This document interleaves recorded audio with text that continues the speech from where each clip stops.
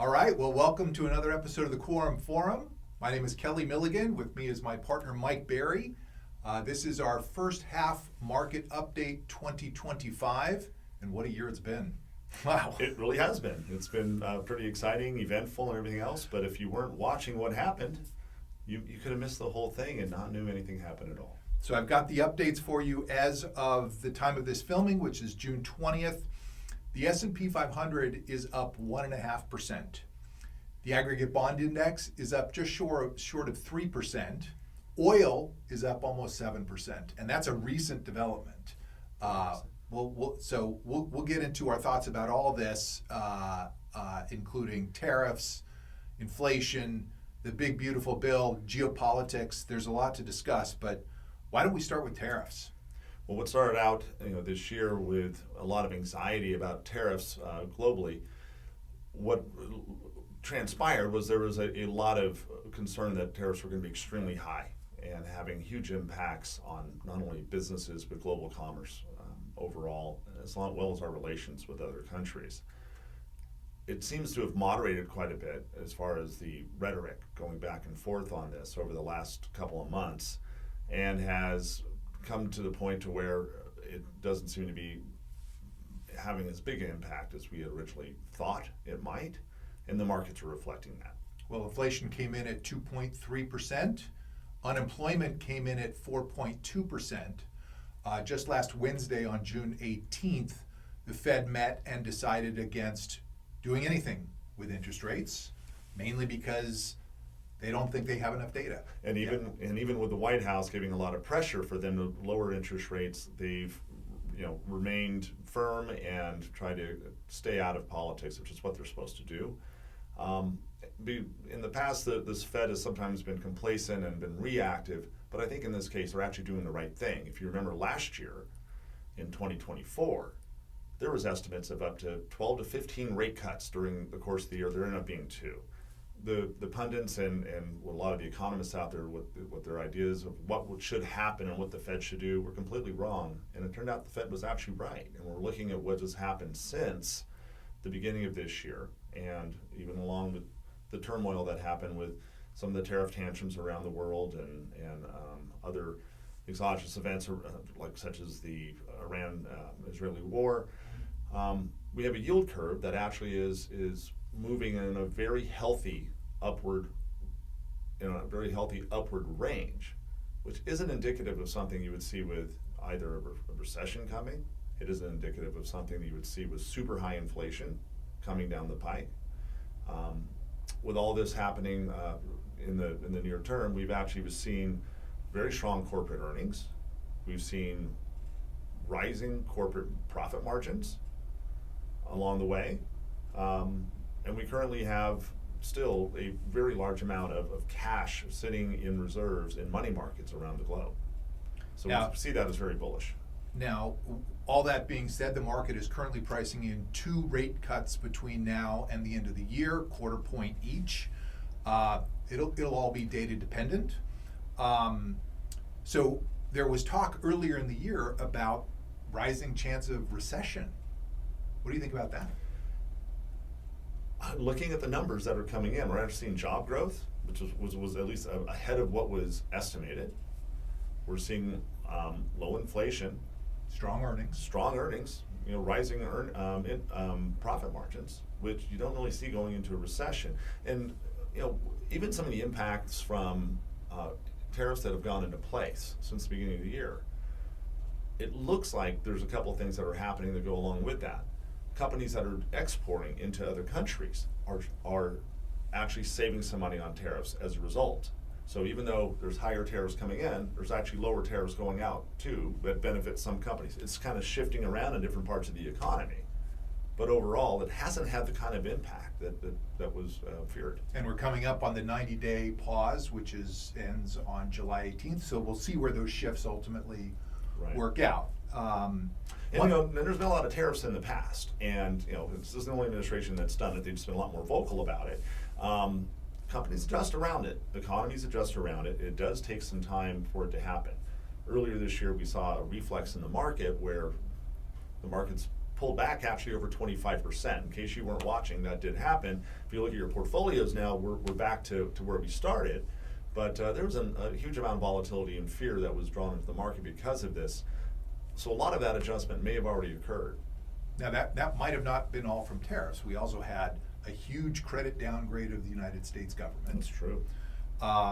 We've got a very large government debt that is consuming a large part of the interest payments on that are substantial. And some of that needs to be refinanced, and rates aren't low. And rates are not low. And then we can have an upcoming tax bill that's working its way through the Senate that could even add to government debt. So how do you put all that together from an investment standpoint? Well, I think a lot of that's been very out there in the market for a while, so it is there. I think you're seeing Priced a lot in. of it being priced in, Yeah. maybe not fully, but with the fact that the market is at a point where profit margins are still rising, and that inflation is still relatively low, with all these fears of what are happening here, we're thinking it might be fully priced in. Yeah, go ahead. I mean, I think our advice in the face of lots of uncertainty has always been that broad diversification is the best answer. And the places that we've been adding to recently have been infrastructure.